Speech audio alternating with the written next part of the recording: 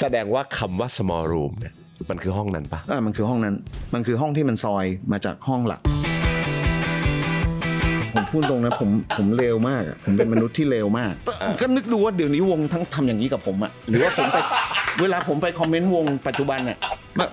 ผมรู้เลยว่ากฎแห่งกรรมมีจริงผมรู้ เพราะผมน่าจะสุดกว่าที่พวกนี้ทำกับผมด้วยนะโอ้ไม่พูดดีจะพูดเรื่องนี้ด้วยเหรอ ถ้าพูดเรื่องนี้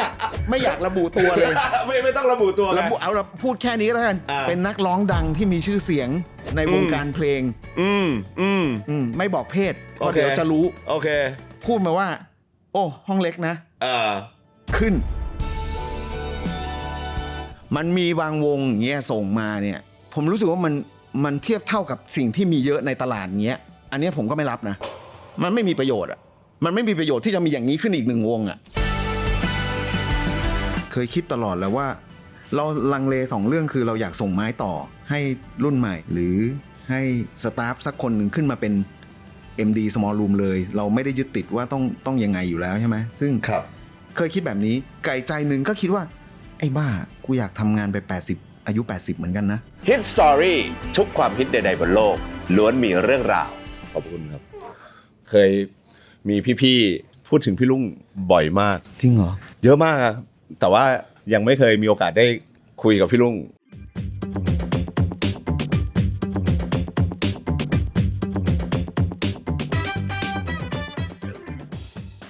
ล่าสุดผมอ่านบทความสัมภาษณ์น่าจะล่าสุดของที่ไหนสักที่หนึ่ง The Cloud The Cloud เป็นช่วงเครียดเป็นช่วงจิตตกผมไปอ่าน2บทความที่พี่ลุงให้สัมภาษณ์ไว้ตอนอันแรกผมอ่านตอนปี2020แล้วก็อีกอันนึงผมอ่านตอนปีที่แล้วคนละอารมณ์เหมือนกันนะ เปลี่ยนไปเรื่อยๆแต่แสดงว่าช่วงปีที่แล้วเป็นช่วงเครียดช่วงที่เขามาสัมภาษณ์เป็นช่วงที่มีประเด็นเครียดแล้วตอนนี้ล่ะครับตอนนี้ไม่มีอะไรเลยตอนนี้ปกติสบายค่อนข้างพูดได้ทุกเรื่องถ้านับเอาจริงๆกี่ปีแล้วครับพี่ลุง Small Room ก็คือปีนี้คือ25ปี25ปีพอดีสนุกไหมครับ25ปีตลอดสนุกนะถ้าเทียบว่าเราเรียนจบสายวิชาชีพ Interior Design อย่างเงี้ยเรารู้สึกว่าทำแบบนี้เรามีอารมณ์ที่ยิ้มและหัวเราะกับมันมากกว่าที่เราไปนั่งทำแบบตกแต่งอันนั้นคือเทียบจากวิชาชีพที่เรียนนะครับแต่ว่าอันนี้มันโดยบังเอิญเราดันมาทำแบบนี้ผ่านไป25ปีก็เร็วแล้วก็บางทีก็รู้สึกช้าบางทีก็รู้สึกเร็วแต่ว่าโดยรวมมันยิ้มแล้วมันหัวเราะทุกวันถ้าผมถามบทสรุปก่อนที่ผมจะเข้าเรื่องเลยได้ไหมได้สมมุติถ้าเกิด Small Room ที่พี่ลุงดูแลมาตลอด25ปีถ้าผลประกอบการสิ่งที่มันเป็นกำไรที่สุดของผลประกอบการของ Small Room มันคืออะไรครับเราว่ามันเป็นการสะสมทรัพย์มันไม่ใช่กำไรแบบปุบปับมันก็ค่อยๆสะสมทรัพย์ไปเราออมทรัพย์ไปเรื่อยๆครับเป็นอย่างนั้นถามว่านี่พูดเรื่องการเงินจริงๆเลยนะหมายถึงว่าเอาการเงินก่อนก็ได้ครับเราจะอู้ฟู่อะไรขนาดนั้นไม่หรอกยังไม่ขนาดนั้นหรอกแต่ถามว่าเราก็ดีกว่าวันแรกที่เริ่มไหมดีกว่าแน่ๆครับเอาง่ายๆว่าแคตตาล็อกเพลงทุกวันนี้เราก็เป็นพันเพลงมันถามว่ามันเยอะไหมมันก็เยอะมันก็สะสมไปเรื่อยๆครับถามว่าพันเพลงนี้มีฮิตกี่เพลงก็มีปะปนแล้วก็มีไม่ฮิตก็เยอะอันนี้คือพูดทั้งเรื่องการเงินและพูดสภาพการครับแล้วถ้าเป็นกำไรที่ไม่ใช่ตัวเงินล่ะผลประกอบการของ Small Room ที่แบบเป็น value ที่ชัดที่สุดสำหรับพี่ลุงที่ทำมาเราว่าในด้านความอิ่มใจเนี่ยมันก็สามารถส่งเงินให้ป๊าๆม่าๆได้เราสามารถมีแฟนแล้วเราก็ดูแลแฟนเราได้และเด็กๆน้องๆหรือวงในค่ายสามารถมีครอบครัวและมีลูกได้มันก็เป็นการประกอบอาชีพที่โอเคนะครับก็น่าอิ่มอกอิ่มใจทั้งที่มันจะยากมากก็ตามวันนี้มีกี่ศิลปินครับใน Small Room พี่ลุงเคยนับไหมครับถ้าวันนี้เอาจริงๆ ประมาณก็ได้ฮะประมาณ25 ถึง 30ประมาณนั้นแบ่งเป็นกี่รุ่นน่ะศิลปินในค่าย Small Room ตอนนี้คือจริงๆเราดันค่ายเริ่ม1999ครับแล้วก่อนจะถึง2005เรามีรีลิสเป็นอัลบั้มเป็นวงต่างๆบ้างเช่น Death of Salesman เช่น Goose เช่นขอนแก่นเช่นอะไรก็ตามแบบเนี้ยจนมาถึง2006เนี่ยเราเซตว่ามันเป็น New Small Room New Small Room ประกอบไปด้วย Tattoo Color ครับ Lemon Soup บอลจารุลักษ์ยาลินดาอะไรอย่างเงี้ยก็คือจะว่าไปอันนั้นมันก็เป็นเหมือนก้าวแรกแต่1999ถึง2005เราก็เรียกยากว่าคืออะไรเรียกว่าทำเพราะชอบโอเคมีสีเต่าเธอเป็นอัลบั้มแรกครับแต่เราไม่รู้อ่ะคือเรามองว่าอันนั้นคือ1999ถึง2005คือเอาแต่ใจอินดี้ล้วนๆแพชชั่นอินดี้ความต้องการอยากทำอะไรใส่ในนั้นให้หมดใช่แต่2006เนี่ยเริ่มเข้าสู่ธุรกิจเพลงมากขึ้นมองอย่างนั้นนะครับถ้ามองย้อนกลับไปตอนนั้นไม่รู้หรอกครับมันมาเริ่มต้นกับการทำ small room ได้ยังไงตัวพี่ลุงเองผมถามแบบนี้ก่อนได้ไหมพี่ลุงเป็นศิลปินหรือเป็นนักดนตรีหรือเป็นคนแต่งเพลงหรือเป็นใครครับหมายถึงว่าตัวพี่ลุงเองเป็นใครที่แบบอินขนาดไหนกับดนตรีอะไรอย่างเงี้ยเราเป็นเด็กเรียนธรรมดาเรียนไม่เก่งแล้วก็โชคดีที่บ้านเราส่งเสริมให้เราไปเรียนคลาสสิกเปียโนคลาสสิกแล้วก็ป๊าก็ชอบฟังแจ๊สดิกซี่แลนด์แจ๊สซึ่งพี่สาวเราเป็นลูกคนเล็กครับก็คือพี่สาวพี่ชายก็จะฟังหมดเลยฟังบลอนดี้ฟังไพลอตฟังควีนอะไรเงี้ยแล้วก็โชคดีก็ได้ตรงนั้นส่วนตัวเราแต่ตอนเด็กๆเราพูดตรงๆเราไม่รู้ทันหรือเปล่านะครับเราคุ้นๆว่าสมัยก่อนช่อง3มีรายการจากต่างประเทศเป็นวงดนตรีเท่ๆหนึ่งวงชื่อ Bay City Rollers ผมคุ้นๆอยู่เป็นวงสกอตที่ใส่เสื้อลายสกอตอังกฤษสกอตนี่แหละแต่ใส่เสื้อลายสกอตกางเกงยีนที่มีทริมสกอตครับแล้วก็เพลงเป็นบับเบิ้ลกัมเท่เรารู้สึกว่าโอ้โหคุณูปการสูงมากที่ช่อง3เอารายการอย่างนั้นมาฉายไม่รู้ช่อง3หรือเปล่านะจำไม่ได้ต้องขอโทษด้วยแต่ว่า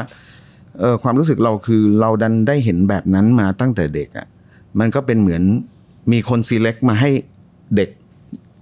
ทางบ้านโง่ๆ1 คน ได้เปิดโลกได้เห็นอะไรอย่างเงี้ยหรือมีมันก็จะมีรายการอย่างสมัยก่อนมีรายการชานาน่ามีรายการอะไรอย่างเงี้ยเราก็ดูอยู่ที่บ้านแหละเราก็จะรู้สึกว่าแบบคือตอนนั้นถามว่าวงการเพลงเป็นยังไงวงการเพลงไทยก็น่าจะเริ่มแต่ว่าไอรายการทีวีที่เอาทุกอย่างมาฉายมันทำให้เรารู้สึกได้ว่าอย่างชานาน่ามันคือตุ๊ดคือแบบคือเรารู้สึกว่าเฮ้ยแม่งคืออะไรวะเนี่ยครับสำหรับเรารู้สึกว่าเด็ก1 คนมันรับพลังบางอย่างไปแล้วเรามองย้อนกลับไปนะว่าเราเป็นแบบนั้นเหมือนได้อินสไปร์จากตรงนั้นมาโดยไม่รู้ตัวหรือก็รู้ตัวก็ไม่รู้ตัวหรอกไม่รู้ตัวเพราะว่าถามว่าเรายังดูชอลิวเฮียงเรายังดูกระบี่ไร้เทียมทานเรายังดูมั่วไปเรื่อยแหละครับใช่ยังดูมังกรหยกโน่นนี่นั่นถูกผสมกันหมดแล้วก็เรียนดนตรีคลาสสิกมาจนที่โรงเรียนก็ไอโต้สุริศสยามวาราเราอยู่ห้องเดียวมันชวนทำวงก็แค่นั้นซึ่งชวนทำวงเด็กอัสสัมสมัยก่อนมันก็ไปข้ามเรือเจ้าพระยาไปห้องซ้อมเพลงก็แนวแหละซ้อมเพลงอัศนีบ้าฟังสมัยนั้นซ้อมเพลงเช้าของเทียฟอร์เฟียมันก็จะซ้อมเพลงแสดงว่าพี่รุ่งพี่โต้เนี่ยตอนนั้นเนี่ยผมใช้คำว่าก็อินดี้มาตั้งแต่เด็กปะเป็นอย่างนั้นแต่เราเชื่อว่าตอนนั้นมันไม่ใช่แค่ผมคนเดียวเว้ยผมว่าในโรงเรียนตอนนั้นอินดี้กันหมดแหละแต่มันชอบกันเราว่าเด็กทุกคนในโรงเรียนตอนนั้นชอบอย่างนั้นนะไม่ใช่แค่กลุ่มเรากลุ่มเดียวเป็นเหมือนกระแสเรารู้สึกอย่างนั้นชื่อวงอะไรครับตอนนั้นชื่อวงว่า I Can I can ทำเทปด้วยแต่จำไม่ได้ว่ามันเป็นกระบวนการทำเทปเพื่อขายหรือทำเทปเพื่ออะไรแต่ว่าหมายถึงเพลงที่แต่งขึ้นมาเองเลยไม่เป็นเราเล่นสดที่ลานหน้าโรงเรียนนี่แหละครับแล้วก็เป็นเพลง cover เหล่านี้แหละอันนี้หมายถึงก่อนที่พี่รุ่งกับพี่โตจะมาทำไอ้วงคลับปะก่อนมากเลยคือนั้นคือมัธยมมหาลัยแยกย้ายครับกลับมาทำอีกทีหลังจากเรียนจบเลยด้วยเพราะตอนเรียนมหาลัยไม่ได้ทำไม่ได้ยุ่งกับดนตรีเลยไม่ได้ยุ่งเลยแล้วมันกลับมาสู่วงการได้ยังไงครับกลับมาสู่การเล่นดนตรีการทำอัลบั้มการออกเทปอะไรอย่างเงี้ยคือจริงๆในระหว่างนั้นเราก็ยังสนใจเพลงแต่ละคนก็ยังสนใจเพลงกันแหละครับคือจริงๆต้องบอกก่อนว่าตั้งแต่ตอนอยู่มัธยมเนี่ยเราก็ซื้อเทปพีคอกอ่ะเราก็ซื้อกันอ่ะหมายถึงว่ามันเป็นเทปก๊อปปี้ที่ไม่แพงครับแล้วก็ซื้อแล้วก็ฟังกันมากลุ่มเราก็จะฟังกันสมัยนั้นโต้สุวริตอาจจะเริ่มเล่นแผ่นเสียงแล้วเราก็โชคดีที่ป๊าก็ซื้อเครื่องเล่นแผ่นเสียงเราก็จะไปซื้อแผ่นเสียงคือไอความชอบเนี่ยมันสะสมมาตลอดตั้งแต่เรียนจนหยุดเบรกไปช่วงมหาลัยครับมันคงเป็นช่วงตกตะกอนความชอบของเพลงของแต่ละคนแล้วตอนช่วงมหาวิทยาลัยที่แบบไม่ได้ย้ายกันแล้วแบบไม่แต่ตัวพี่ลุงเองยังฟังเพลงอยู่ปะก็หมายถึงว่ายังตามฟังเพลงอยู่ฟังจำได้ว่ามหาลัยก็คือจริงๆตั้งแต่เด็กเนี่ยเราก็ฟังโปรเกรสซีฟฟังอะไรหมดนะครับฟังหมดแล้วก็มหาลัยเริ่มมาชอบสแตนเกสชอบเป็นพวกแจ๊สแล้วก็แจ๊ส at the pawn shop ก็คือเริ่มมั่วมากขึ้นอ่ะเริ่มเปิดแบบไปทั่วละมันฟังมากขึ้นในขณะที่ตอนนั้นวงการเพลงไทยก็น่าจะเริ่มเซ็ตตัวแล้วแกรมมี่มาแล้วอะไรอย่างเงี้ยครับก็แต่ก็ไม่ได้รู้สึกว่ามันแตกต่างนะก็แค่รู้สึกว่าเรานี่คือโหมดเพลงไทยนี่คือโหมดเพลงฝรั่งที่เราชอบอะไรอย่างเงี้ยเราก็แล้วก็มีรายการ Radioactive ป้าแต๋วพี่แต๋วเขาให้ผมเรียกพี่เขาไม่ให้เรียกป้าคือพี่แต๋ววาสนาวีรชาติพลีก็อินพุตนะตอนนั้นเยอะแสดงว่าตั้งแต่ยุคแบบไนท์สปอร์ตใช่อันนี้คือคุณอุปการต่อตัวเราเลยเรารู้สึกว่ามันในความรู้สึกผมนะผมว่านี่คือค่ายที่ผมอยากเอาเยี่ยงอย่างแต่ผมทำไม่ได้เท่าเขาหรอกไม่ได้เท่าพี่อิทธิวัฒน์หรอกเพราะว่าอันนั้นเขาเอาคอนเสิร์ตเข้ามาด้วยอะวงต่างประเทศสมัยนั้นเอาเงินเข้ามายังไงผมยังไม่มีเงินขนาดที่เอาวงต่างประเทศมาเล่นหรอกแล้วนั่นคือวงต่างประเทศที่อินดี้ด้วยนะผมเคยฟังอาบึกเล่าให้ฟังใช่ผมดูเทปซึ่งอันนั้นมันคือแบบโอ้โหผมอยากทำอย่างนั้นอะผมไม่มีเงินหรอกแล้วพอเรียนมหาลัยพี่ลุงก็ห่างหายจากดนตรีไปห่างหายจากการทำเพลงเล่นดนตรีไปเลยแต่ว่าน่าจะฟังเยอะครับอันนี้ความทรงจำนะจำไม่ได้เหมือนกันแล้วมันมาจุดเริ่มต้นกลับมาทำได้ยังไงครับเอาตรงเลยคือเรากลับมาทำเพราะว่าเราเหงาเราเว้นวรรคกับแฟนเราแฟนไปเรียนอเมริกาอันนี้คือตอนเรียนมหาลัยไม่ใช่เรียนจบสิเรียนจบแล้วเรียนจบแฟนไปเรียนต่อครับแล้วเราเหงาอันนี้ก็อายมากนะไม่เคยบอกใคร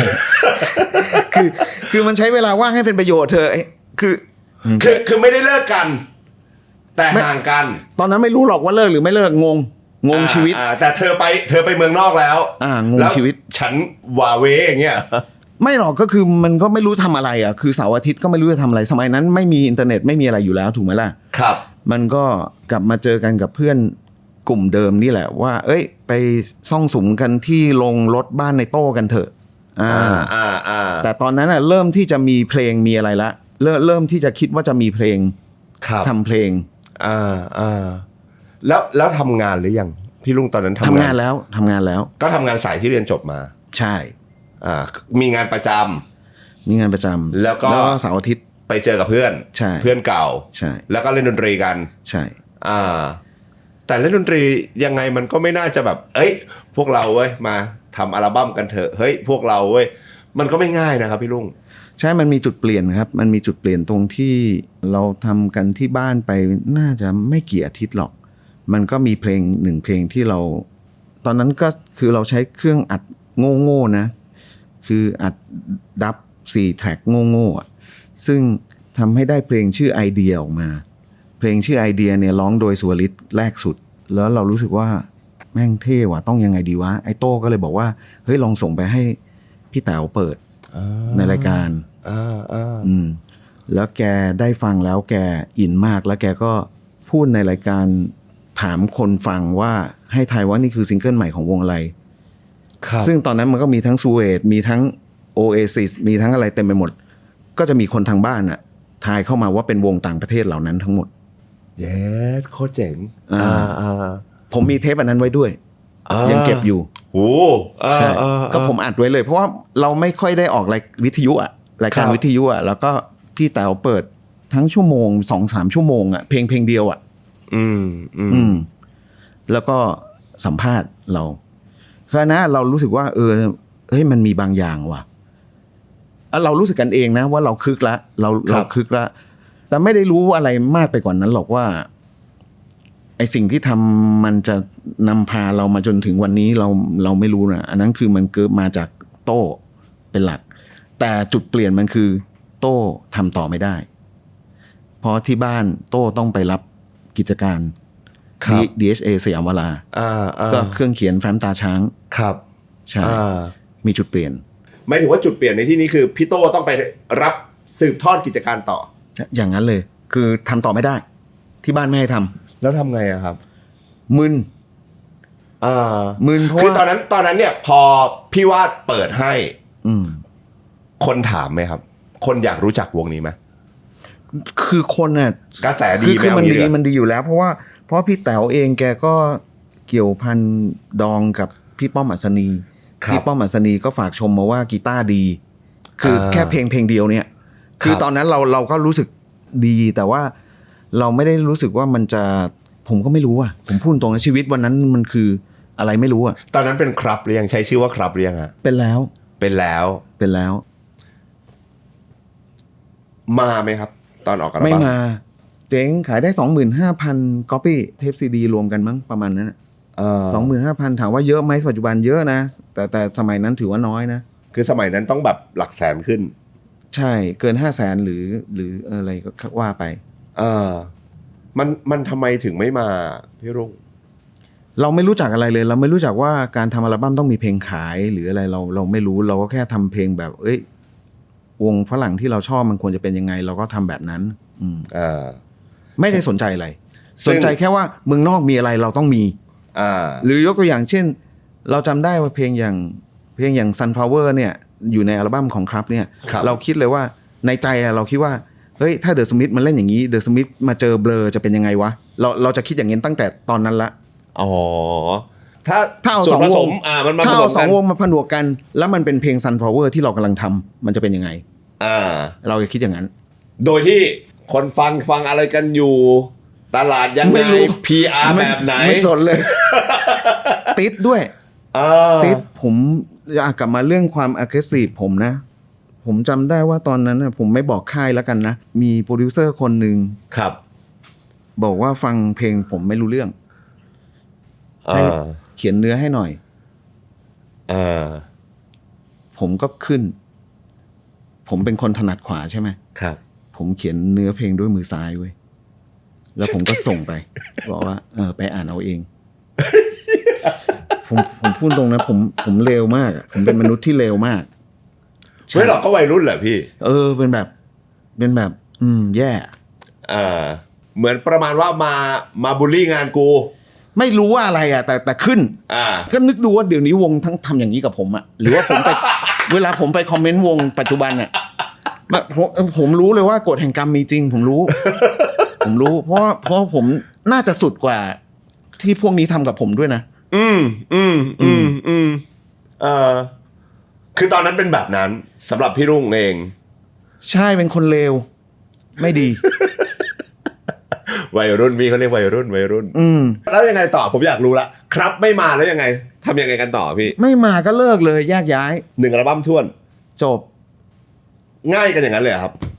ง่ายแต่ว่าในดีเทลมันมีความเฮิร์ตไหมมี อืม เพื่อนไอวิโรจน์ทุกวันนี้มันคงไม่โกรธกูแล้วล่ะวิโรจน์มันก็บอกมันก็เสียโอกาสไปเพราะวิโรจน์เรียนวิศวโยธา ครับ หมายถึงว่าเสียโอกาสในการทำงานเขาใช่เพราะเขาเบรกมาเขาลาออกมั้งตอนนั้น อ่า ลาออกมาเพื่อมาทำอัลบั้ม แล้ว small room ล่ะมายังไงพี่ หลังจากสี่เต่าเธอแล้วเราก็มาเปิดบริษัทอินทีเลียกับนอมือกองครับ ครับ มาทำบริษัทอินทีเลียตอนที่เราทำครับเราเป็นลูกจ้าง อือหือ แล้วมาเปิดบริษัทอินทีเลียแล้วก็รับงานอินทีเลียกันเอง ครับ ก็ทำไปสักพักก็รู้สึกว่าคือบริษัทอินทีเลียแน่นอนเปิดใหม่เนี่ยมันก็ต้องมีคอนเนคชันมันกว่าจะมี ลูกค้า เจ้าของบ้านที่จะให้เราหรืออะไรอย่างเงี้ยตอนนั้นมันยังไม่ได้มีคอนโดเยอะก็ยากอยู่หรือว่าเป็นช็อปหรือว่าเป็นอะไรอย่างเงี้ยแค่คิดว่าเราหารายได้เสริมโดยการทำเพลงโฆษณาโอเคก็เลยกั้นห้องส่วนหนึ่งของบริษัทอินทีเลียนั่นแหละเป็นห้องเล็กๆซึ่งตอนนั้นน่ะระบบการบันทึกเสียงเปลี่ยนเป็นฮาร์ดดิสก์เรคคอร์ดิ้งแล้วซึ่งมันก็ง่ายมากแล้วพอง่ายมากปุ๊บก็เลยทำห้องเล็กๆนั่นแหละเป็นห้องที่รับงานเพลงโฆษณาก่อนซึ่งเปิดได้เดือนเดียวเราก็กำไรกว่าบริษัทอินทีเลียซึ่งก็ดีคืองานโฆษณาเราก็ walk in นะเราก็เดินเราก็ส่งพอร์ตเราทำพอร์ตขึ้นมาเองเพื่อส่งเอเจนซี่ต่างๆเพื่อที่จะบอกว่าเราเป็นหน้าใหม่ในการรับทำเพลงโฆษณาครับก็สักเซสมากงานเยอะมากเยอะที่สุดในโลกเยอะกว่าบริษัทเยอะกว่าธุรกิจหลักใช่แล้วก็เยอะที่สุดในชีวิตที่จะมีจนคิดว่าเราควรจะกลับมาทำค่ายบ้างไหมวะก็แต่ว่าเราอยากเข้าพรวดนะตอนแรกนอก็ยังไม่ชัวร์ก็ยังไม่ชัวร์ว่าจะทำไหมผมถามแบบนี้ได้ไหมแสดงว่าคำว่า small room เนี่ยมันคือห้องนั้นปะมันคือห้องนั้นมันคือห้องที่มันซอยมาจากห้องหลักมันเริ่มจากตรงนั้นกำเนิดของคำว่า small room คือห้องนั้นมันอยู่ที่ Racket Club ที่ซอยสุขุมวิท39พร้อมพงษ์แล้วชื่อมันมาอย่างไงครับพี่รุ่งหมายถึงว่าไม่รู้คือจริงๆสมัยนั้นน่ะมันก็เป็นยุคนิตยสารวอลเปเปอร์ละของเมืองนอกนะที่มันฮิตเราก็แล้วเราก็เรียนอินทีเรียมาเราก็มันก็ได้คิดอะไรมากก็คิดตรงตัวจริงๆเราไม่ได้คิดว่าชื่อมันยากคิดว่าเราก็เป็นอย่างนั้นจริงๆมันก็ห้องเล็กจริงๆแต่ถามว่าคิดตั้งแต่แรกไหมว่ามันเป็นอะไรที่เรา humble ไหมเรา humble ครับการเรียกตัวเองว่า small room เป็นเรื่องที่ดีผมเคยไปอ่านบทสัมภาษณ์ของพี่เห็นพี่เล่าให้ฟังว่าจะมีลูกค้าที่มาจ้างพี่ทำเพลงโฆษณาไม่พูดดีจะพูดเรื่องนี้ด้วยเหรอ ถ้าพูดเรื่องนี้ไม่อยากระบุตัวเลย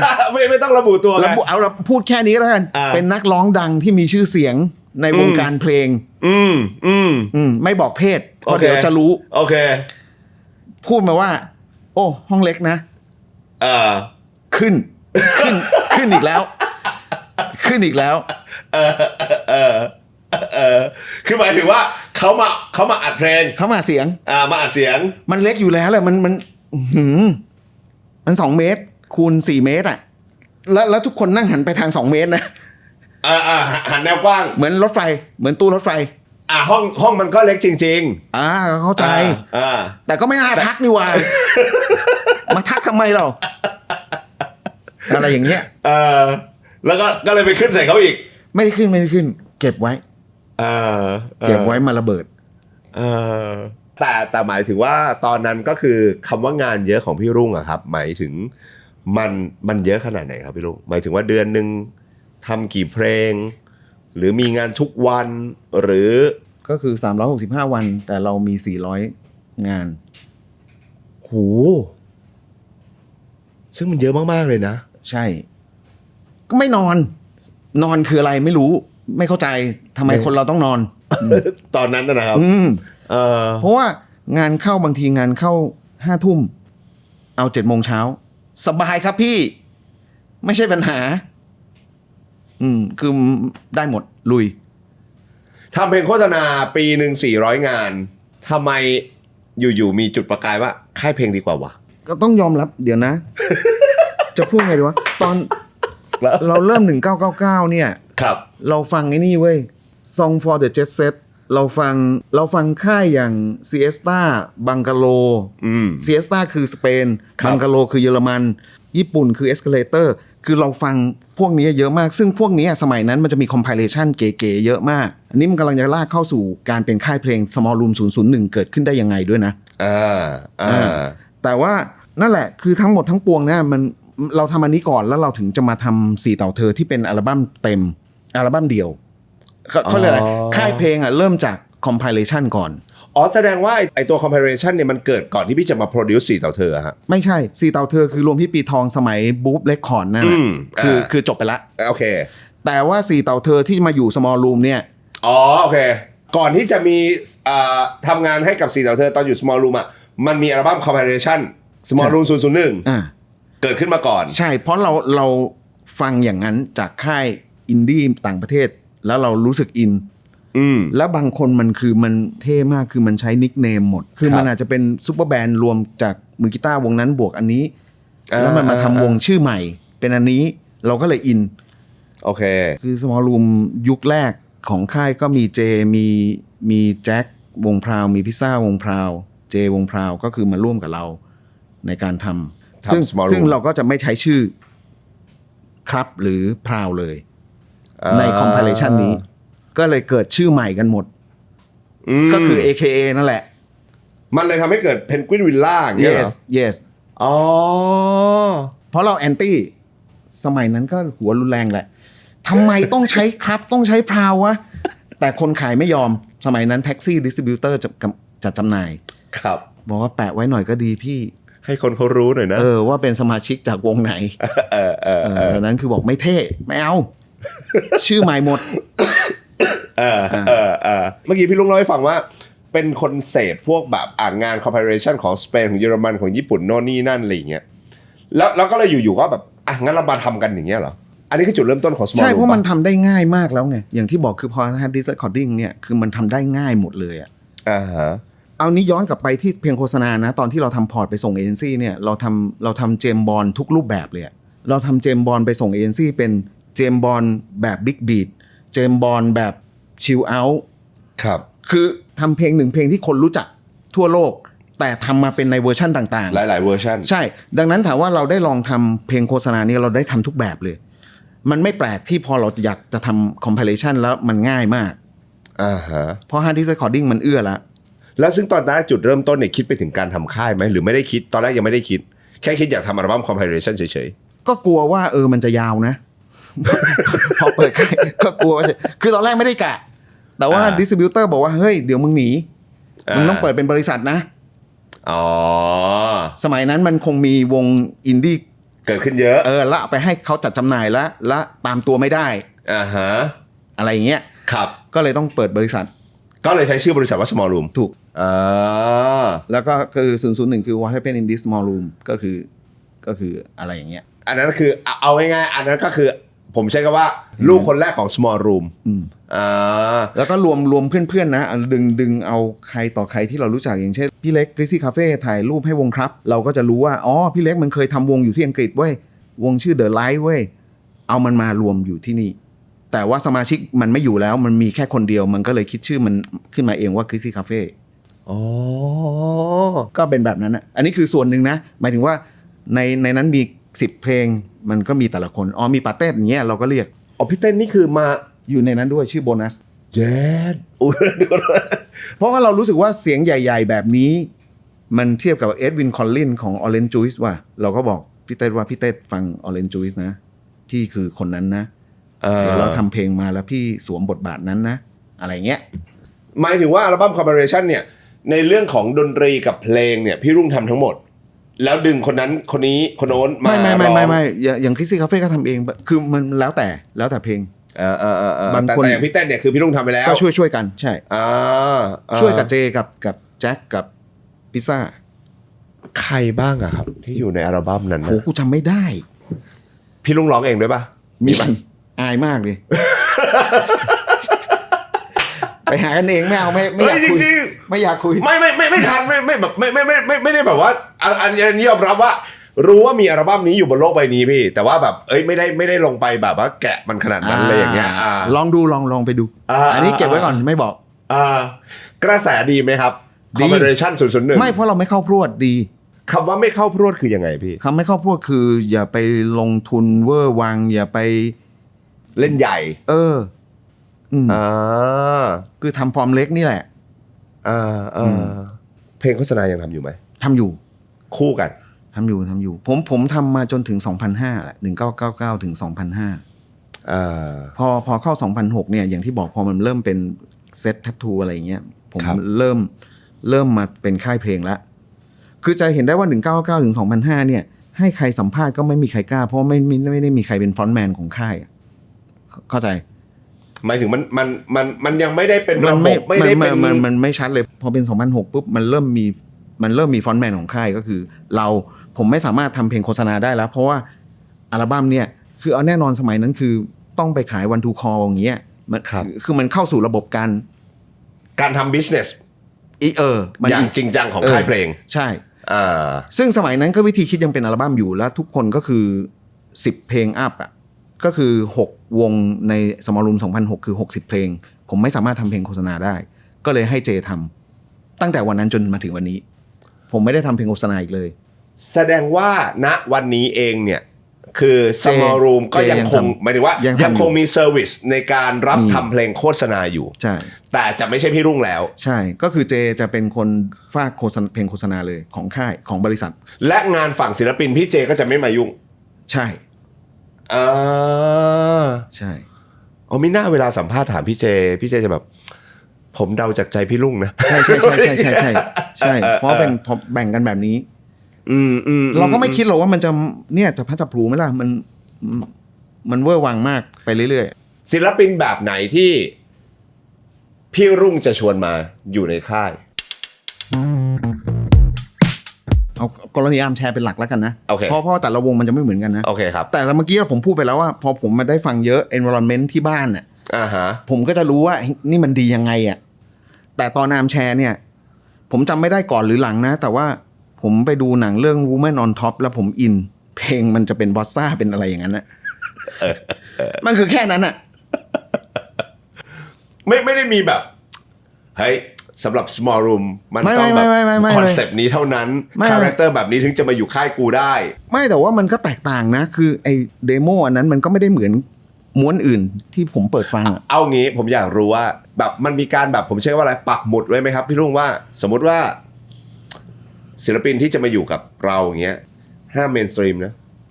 ดนตรีห้ามเมนสตรีมเด็ดขาดนะไม่แต่ขอนแก่นก็ไม่ใช่ไงใช่ผมก็เลยอยากรู้นี่ไงว่าผมว่าsmall room character conceptual รอบ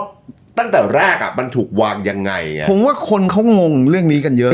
แล้วผมจะตอบยังไงวะถูกไหมล่ะเป็นพอดแคสต์ที่มานั่งเถียงกันสนุกดีผมก็ไม่รู้จะตอบยังไงเพราะว่าถามว่าตอนเด็กๆเราชอบไมโครเราชอบอะไรไหมเราก็ชอบหมดอ่ะครับเราชอบบัตเตอร์ฟลายไหมเราก็ชอบอ่ะมันก็หรือมันมีซาวบางอย่างมีภาพบางอย่างที่พี่อยากเห็นมันเป็นรูปธรรมอย่างนั้นปะผมใช้คำนี้ได้ไหมแล้วก็พี่เป็นคนฟังเยอะมันก็เลยมีหลายภาพสมมุติตัดเกรดนะเกรด4คือดีสุดเขาไม่ใช่ 1.5 ในสิ่งที่เขาอยากนำเสนอสมมุติเขาได้2ในสิ่งที่เขาอยากนำเสนอหรือ3ขึ้นไป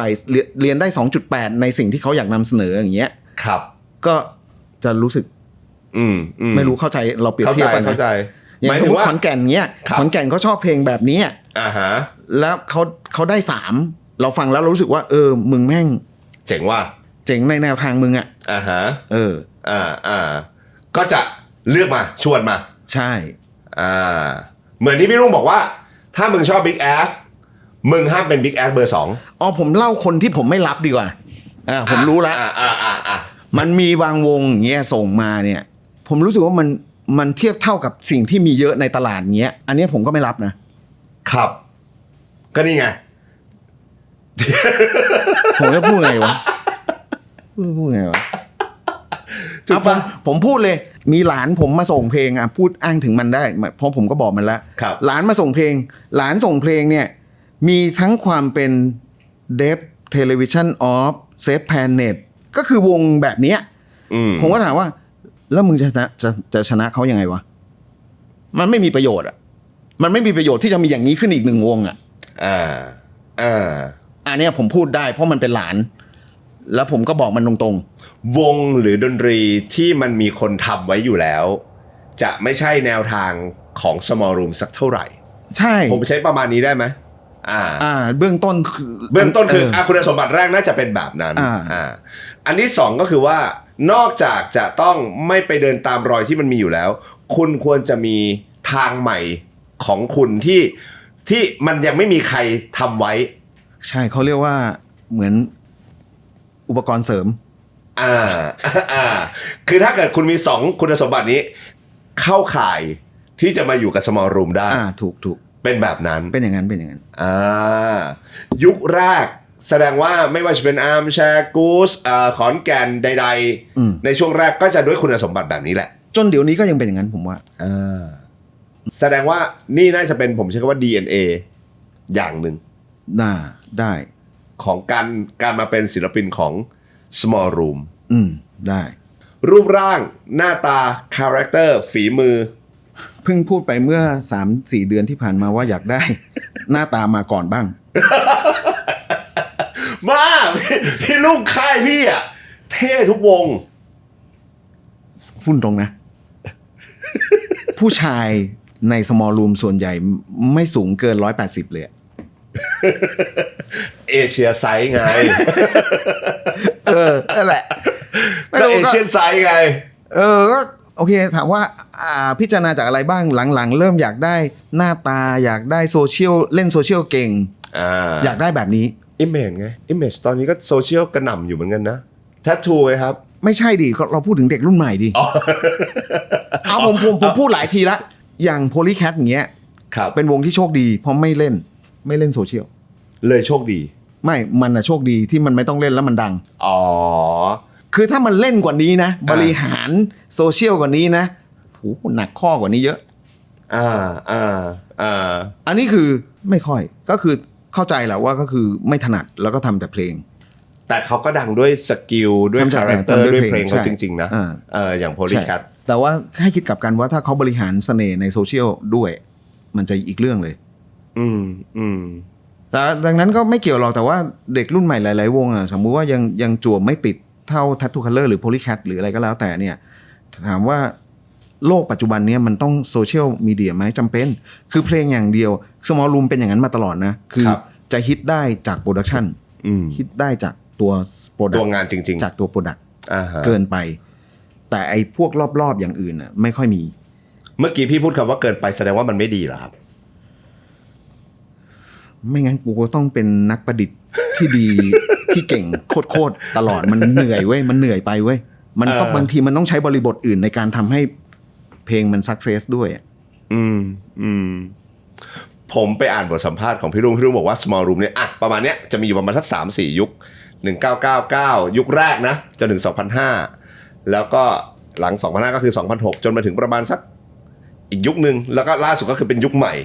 น่าจะประมาณสัก3ยุคใช่ถูกไหมครับแต่ละยุคของ small room ผมใช้คำนี้ได้ไหมผมถามพี่ลุงแบบนี้ได้ไหมครับว่ายุคไหนที่น่าจะเป็นยุคที่มันฮิตที่สุด success ที่สุดสำหรับ small room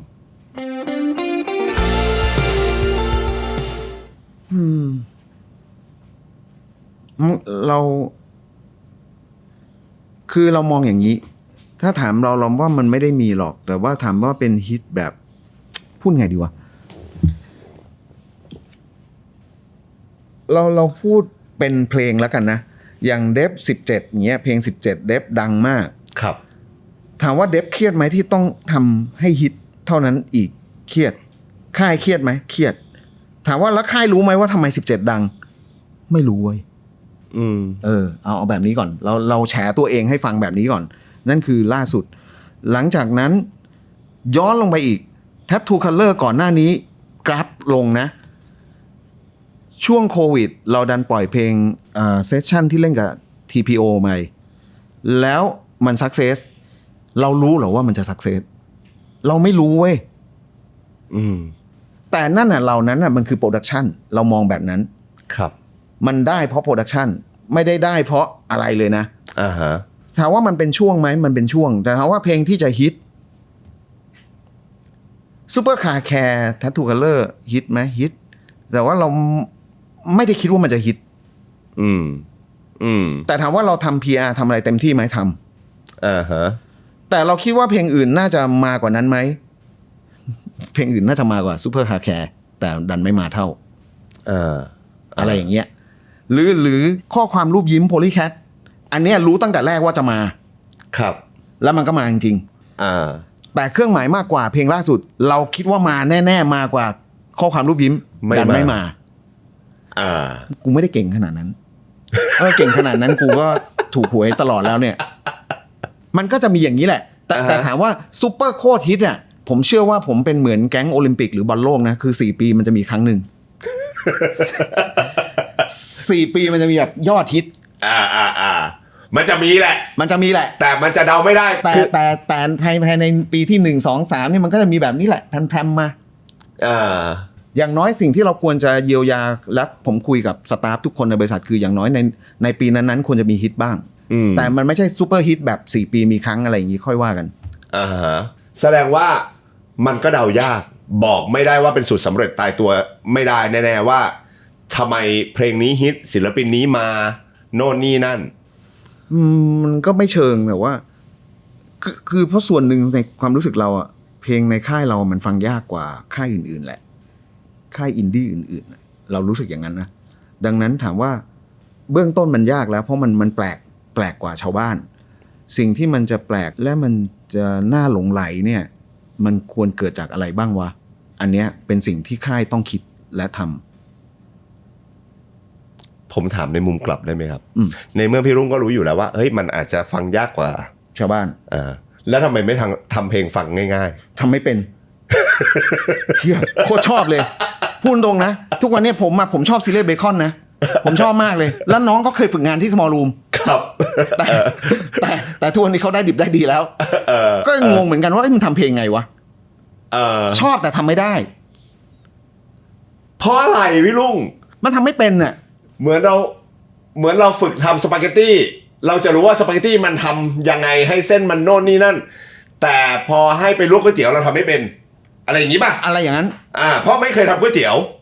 ใช่แต่ก็กินก๋วยเตี๋ยวนะเพราะซึ่งก๋วยเตี๋ยวเนี่ยทุกคนจะบอกว่าทำง่ายมากแต่เราไม่เคยทำก๋วยเตี๋ยว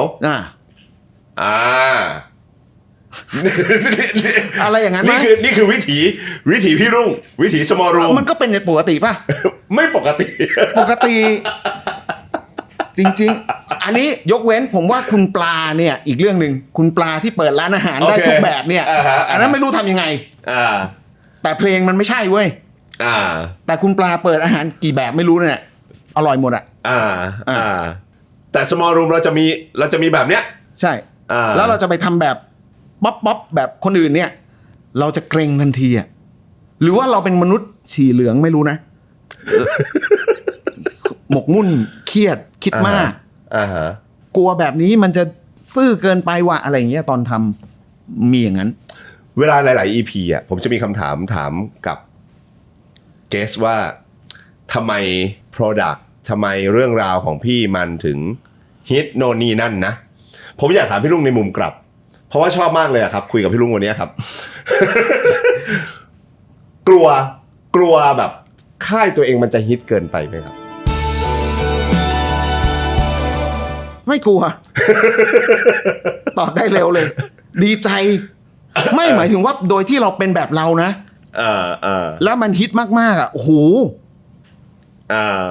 ถ้าอย่างนั้นโอเคแต่ถ้าต้องเปลี่ยนอะไรบางอย่างเปลี่ยน DNA มาทำก๋วยเตี๋ยวเสิร์ฟง่ายๆกินง่ายๆเสพง่ายๆแล้วมันฮิตอย่างนั้นไม่เอาโอเคจริงๆเทปเนี้ยผมกะคุยในมุมนึงคือเป็นเทปที่พูดถึงกรณีที่ผมไม่อยู่บนโลกแล้วด้วยนะ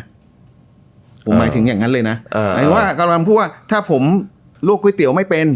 แต่ถ้าเกิดคนรับช่วงต่อจากผมในการดูแล small room แม่งทำก๋วยเตี๋ยวเก่งไม่เป็นไรนะแต่ผมอ่ะไม่เก่ง ผมไปทำอย่างอื่นเก่งไม่เป็นไร ดังนั้นถามว่า small room เปลี่ยนคนดูแลจะเปลี่ยนเมนูไหมไม่เป็นไรไม่เป็นไรแต่ถ้าวันนี้ที่พี่ลุงยังดูแลมันอยู่เนี่ยก็เป็นได้อย่างเงี้ยผมมีศิลปินคนหนึ่งผมอยากถามวันนี้ผมเจอพี่ลุงแล้วผมเคยมีโอกาสได้เจอน้องเขาบ่อยแล้วก็แต่ว่ายังไม่เคยมีโอกาสเดี๋ยวว่าจะชวนมา Hit Story เหมือนกันนะไม่รู้นะถ้าน้องเขาให้เกียรติเรานะ Image ผมจะรู้สึกว่าหลังๆมาเนี่ยประมาณสักเนี่ยอัลบั้มใหม่เนี่ย Image change ไปเยอะเปลี่ยนเพราะว่ามีความแบบผมใช้คำว่าfresh ขึ้นสว่างขึ้นคิ้วขึ้นจากแต่ก่อนผมจะรู้สึกว่า Image จะเป็นศิลปินที่อาจจะแนวเพลงนะเอาดนตรีก่อนจะดิ่งหน่อยดักหน่อยแล้วก็คาแรคเตอร์ทำไมถึงเป็นอย่างนั้นใช่ไหมจะถามใช่ทำไมมันเกิดการเชนอะไรด้วยจากค่ายหรือค่ายบอกให้เปลี่ยนไม่ได้หรอกต้องเปลี่ยนที่ตัวเด็กเอางี้เขาชอบอย่างนั้นดาร์กดิ่งทุกวันนี้ถามว่ายังเป็นอย่างนั้นอยู่ไหมก็เป็นเอาเหรอครับใช่ครับแต่ว่าถามว่าเริ่มในความคิดพี่ลุงนะพี่ลุงคิดว่า Image เริ่มมีทัศนคติของตัวเองใหม่คือรู้ว่าถ้าเป็นโหมดนั้นนานๆมันไม่ส่งผลดีแล้วคือตัวเขาเองรู้ได้เองคือจริงๆอ่ะก่อนหน้านี้ย้อนไปสักหลายปีไม่นาน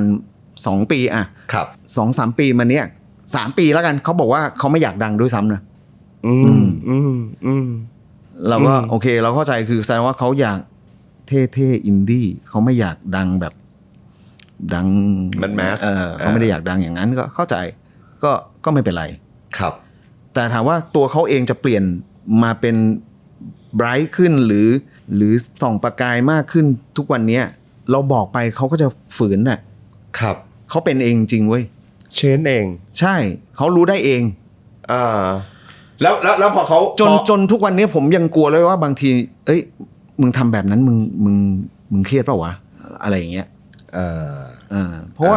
ว่าเรารู้ว่าจริงๆอ่ะน้องเป็นคนที่คิดเยอะแล้วก็มีความเครียดมีความ perception ทุกอย่างแหละเขารู้หมดแต่ว่าเอาจริงๆคือเขาเป็นข้อดีคือเขาเป็นธรรมชาติด้วยเขาทำแบบนี้เขาก็ยังดูโอเคอ่ะครับผมถึงบอกไงว่าสำคัญสุดคือถ้าเราไปบอกให้เขาเป็นเขาจะฝืนเอานะไม่ดีซึ่งส่วนตัวมากเพราะเป็นแฟนเพลง Image โคตรดีเลยผมรู้สึกว่ามันใช่มันต้องรู้ได้เองมันต้องรู้ได้เองผมรู้สึกว่าดู Image แล้วจากเดิมที่ชอบเพลงเขาชอบเสียงเขาแต่พอเขาปรับลุคปรับ attitude อย่างที่พี่ลุงบอกผมรู้สึกว่ามันเวลาดูเขาแล้วมันยิ้มเรายิ้มได้เยอะขึ้นเข้าใจอะไรอย่างเงี้ยเพลงตั้งแต่มาอยู่ Small Room อ่ะคือเพลงที่เขาปล่อยมาส่วนใหญ่อ่ะเป็นเพลงที่ Image แต่งเองด้วยซ้ำนะและผมกับนิ้มคือวงกู๊สเป็นผู้ช่วยด้านโปรดักชันเพลงที่ Small Room ก็จะแซว Image อยู่เสมอว่ามึงแต่งเพลงมายังไงก็เป็น68นะคือเป็นเพลงช้าแบบจังหวะ68เป็นอย่างนั้นจริงๆแล้วทุกเพลงมันก็จะเป็นอย่างนั้นนะครับก็พยายามบอกมันก็บอกว่าแล้วมันต้องยังไงคือมันเล่นที่บ้านแต่งเพลงยังไงมันก็จะเป็นอย่างนั้นเคยชินแต่ถามว่าทุกวันพอเขาเริ่มเปลี่ยนเขา BPM ในหูเขาจะเปลี่ยนเองเว้ยมือขวาที่เขาจะสตรัมมันก็จะเปลี่ยนไปแต่ถ้าตอนนั้นเขาเป็นแนวกดแบบนั้นมันจะเป็นอย่างนั้นนะคิดเองนะคิดเองว่าเป็นอย่างนั้นกำลังฟังเราชอบแสดงว่าศิลปินในช่วงเวลาที่เขาคิดอะไรอยู่ดนตรีมันจะสื่อออกมาแบบนั้นแหละเป็นอย่างนั้นแสดงว่าเพลงของ Small Room ของศิลปินแทบจะทุกเบอร์ทุกคนทุกวงพี่รุ่งจะให้เขาใส่ตัวเองให้มากที่สุดถ้าเป็นไปได้ให้ขึ้นเองถ้าเป็นไปได้ให้ขึ้นงานขึ้นมาเองก่อนอย่างน้อยแล้วเรามีหน้าที่ในการที่จะผมเชื่อว่าตบให้เข้าที่อะไรเป็นตัววัดว่ามันเข้าที่แล้วและยังไม่เข้าที่ครับสำหรับเพลงของ Small Room นี่ยากชิบหายเลยพูดลงนะผมเดือดเนื้อร้อนใจเรื่องนี้มากเลยเพราะทุกวันนี้ทำมา25 ปีเนี่ยวันนี้หลายคนทุกวงเวลาส่งเพลงมันก็ยังเกรงรุ่งโรจน์แล้วมันก็มีทั้งเกรงมีทั้งกลัวมีทั้งเกลียดมีทั้งมีทุกแบบ ถามว่า ไม่ต่างกันหรอกพี่ แล้วเราจะตบ เราก็ดันบอกไม่ได้ด้วยว่ากูตบไปแล้วมันจะฮิตไหมใช่ มันก็จะวนอยู่อย่างเงี้ยไอ้เรื่อง25 ปีที่คุยกันมา มันก็ยังคุยกันเรื่องเงี้ยกูตบไปแล้ว แต่กูบอกไม่ได้นะว่าฮิตไหมแต่มันดีเชื่อสิมันก็บอกว่าอ้าวพี่นั่นมันตัวพี่ คนอื่นอาจจะไม่ได้ชอบแบบพี่ก็ได้ก็อย่างเงี้ยพี่ลุงบริหารศิลปินยังไงวะพี่ปวดหัวต้องไปพบจิตแพทย์จริงจริงปะเนี่ยนี่เรื่องจริงอ๋อเหรอกินยานี่ก็กินมาก่อนมาสัมภาษณ์นะไม่งั้นคุยไม่ได้อย่างนี้หรอกหมายถึงให้มันโฟกัสอย่างเงี้ยเหรอสำหรับยาเราเหรอโทษนะครับอยากรู้ได้ไหมฮะว่าได้เราคือจิตแพทย์หมายถึงมันเกี่ยวกับอะไรครับตอนนี้คิดเยอะไปหรือมันเครียดปกติเราไม่ค่อยอยากคุยกับใครดังนั้นการกินยาเพื่อให้มันรีแลกซ์ขึ้นด้วยอีกข้อใหญ่ๆเลยคือเราไม่ดื่มแอลกอฮอล์เราไม่สังสรรค์มันซึ่งมันก็จะเครียดมันจะเก็บเครียดใช่กาแฟนี่เพิ่งกินมาได้ไม่กี่ปีนี้เองก่อนหน้านั้นแย่กว่าหนักกว่านั้นกินโค้กกินอะไรให้มันระบายได้บ้างอะไรใช่มันต้องมีบางอย่างตัดกับทางนี้นะยาช่วยแต่พอเข้าใจครับเพราะว่าศิลปินของสมารูมแต่ละท่านเนี่ยผมเชื่อว่าจอมยุทธอินดี้ทั้งนั้นเลยนะอยู่แล้วพี่รุ่งจะต้องเป็นคนที่ผมเชื่อว่าเหมือนเอาเด็กหลังห้องมารวม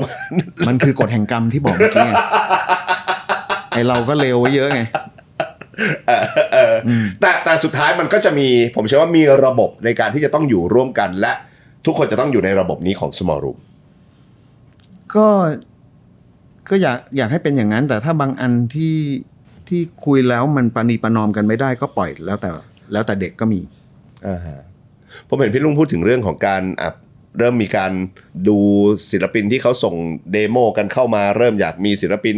ใหม่หลายๆเบอร์ในยุคใหม่ของ small room ใดๆก็ตามอะไรอย่างเงี้ยผมอยากรู้กับศิลปินเก่าๆณวันเนี้ย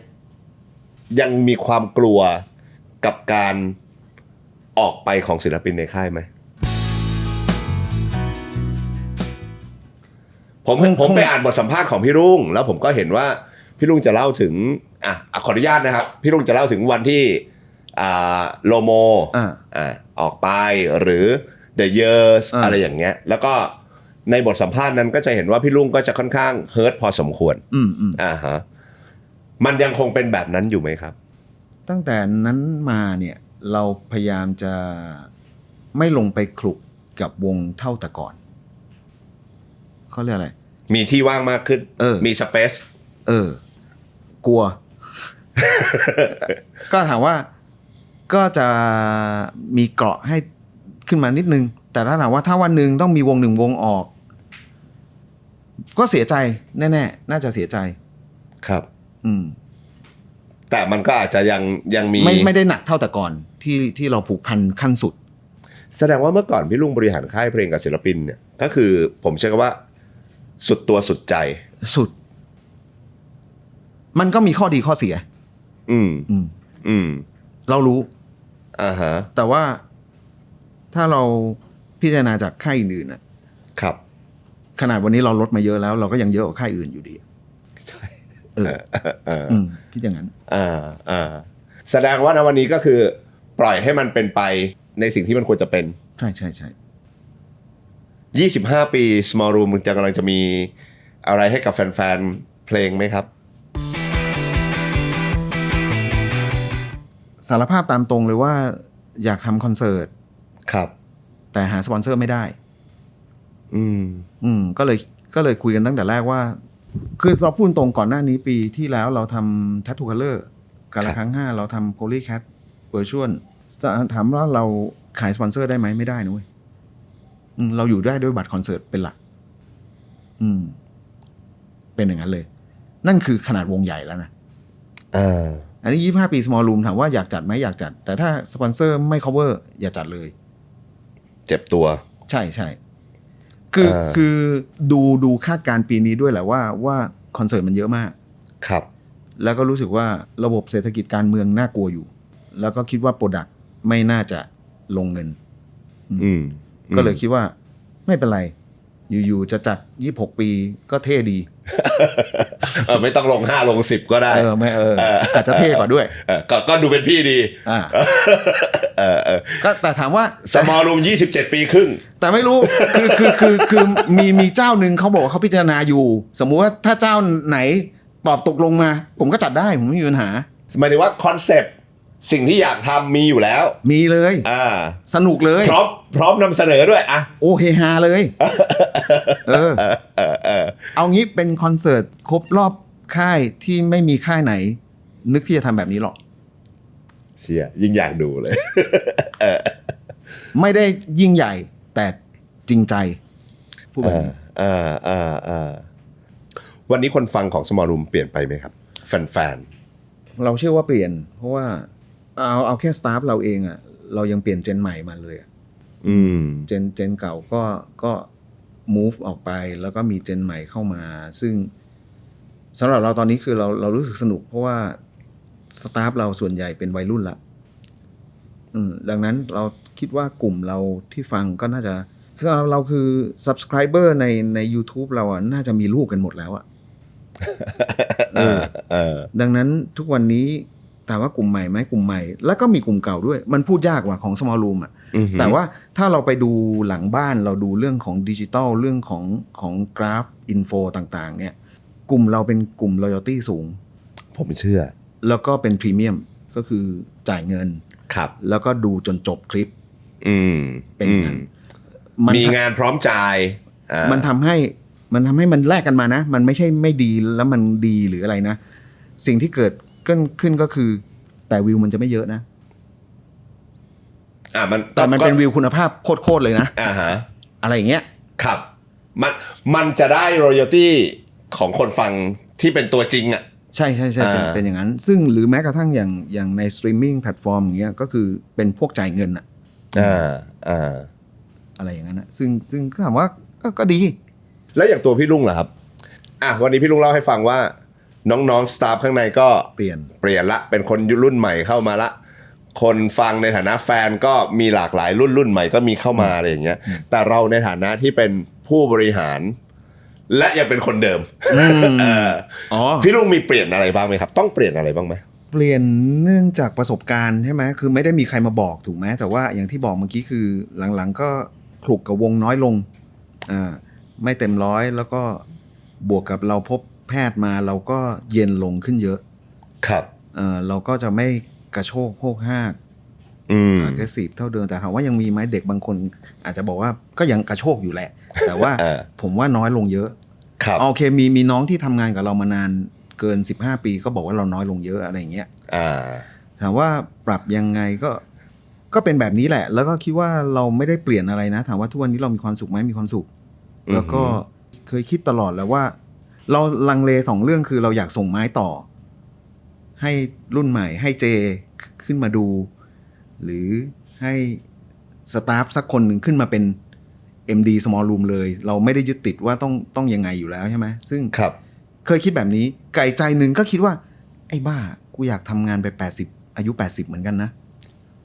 คือพอดีวันนั้นคุยกับคุณพอลเทโลแล้วเขาบอกว่าคุณไบรอันมาค่ายังทำงานอยู่เลยอายุ80กว่าครับกูว่าโอ้ไอดอลเลยว่ะไอดอลเลยว่ะอยากทำแบบนั้นว่ะก็สองจิตสองใจใจนึงอยากส่งไม้ต่อใจนึงอยากกลัวว่างแล้วจะฟุ้งซ่านไม่เคยแต่อายุมันใกล้จะ60แล้วไงแต่คนสไตล์พี่อันนี้ด้วยความเคารพเพราะว่าผมว่าคนสไตล์พี่หรือแม้กระทั่งคนสไตล์ผมว่างไม่ได้หรอกพี่ใช่ วันนั้นน่ะเราคุยกับสตาฟเราคุณพ่อน้องเขาอายุ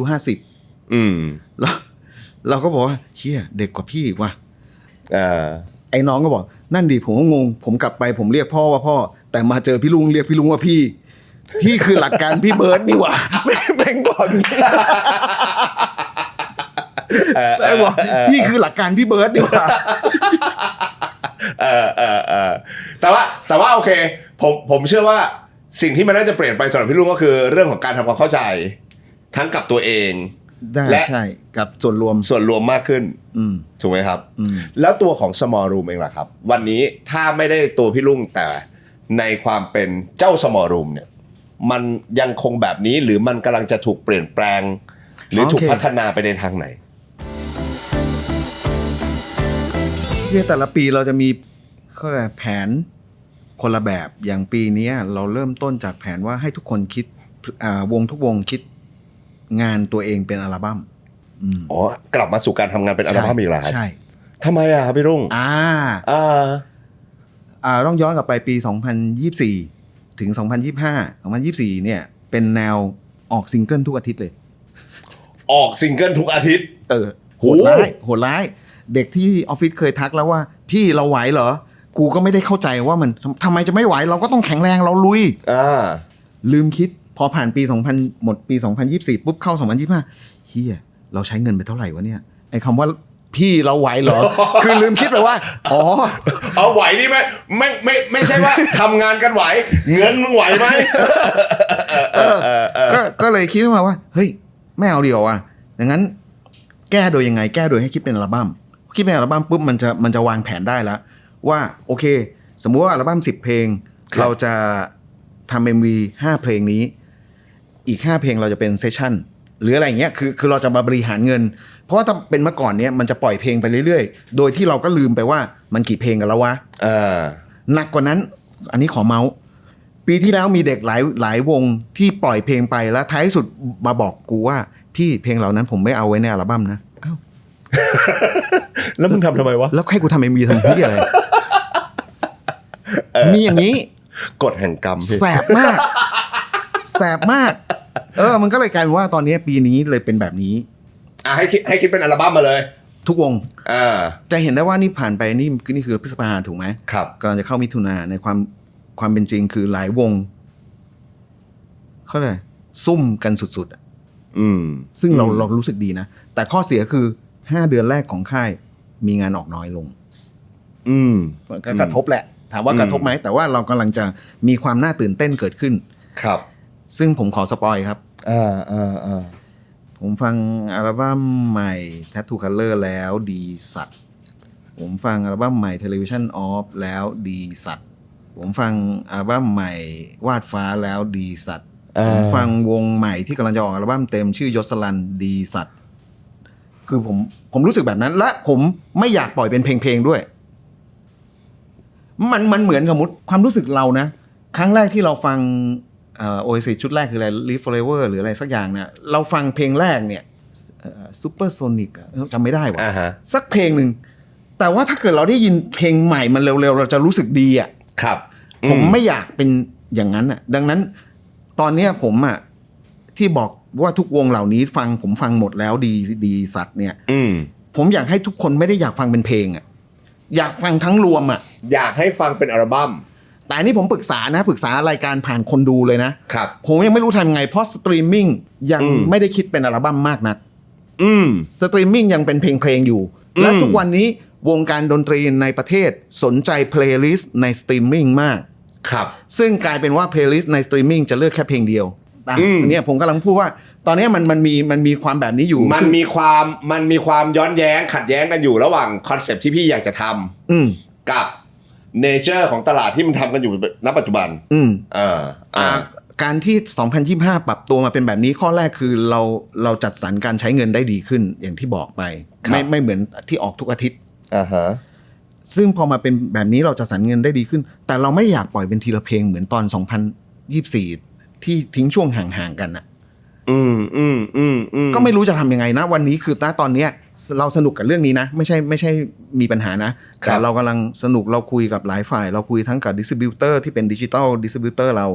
ว่าเราจะทำยังไงกับวิธีคิดแบบนี้แม้กระทั่งวงเองก็ชอบถ้าทัวร์เลอร์ก็อยากให้คนฟังเป็นอัลบั้มใช่ Impact กว่าพี่รุ่งใช่ไม่รู้เพราะผมก็โตมากับการทำการฟังเพลงเป็นอัลบั้มเว้ยเมืองนอกยังเป็นอย่างนั้นทุกวันนี้ใช่งั้นถามกลับคืนเพราะพี่ตามกระแสเพลงเมืองนอกอยู่แล้วแล้วเมืองนอกยังเป็นอัลบั้มอยู่แล้วแพลตฟอร์มที่เขาฟังกันเขาฟังยังไงไม่รู้ คือผมว่าสื่อเราน้อยลงอันนี้ต้องพูดข้อแรกก่อนนะ สื่อในประเทศเราน้อยลง สื่อในประเทศเขาอาจจะไม่ได้น้อยลง หรือว่าอินเทอร์เน็ตเรดิโอเขาอาจจะดีกว่าเราผมไม่รู้ว่าคอมมูนิตี้ของวงการเพลงของต่างประเทศมันเป็นยังไงครับแต่เขาออกเป็นอัลบั้มได้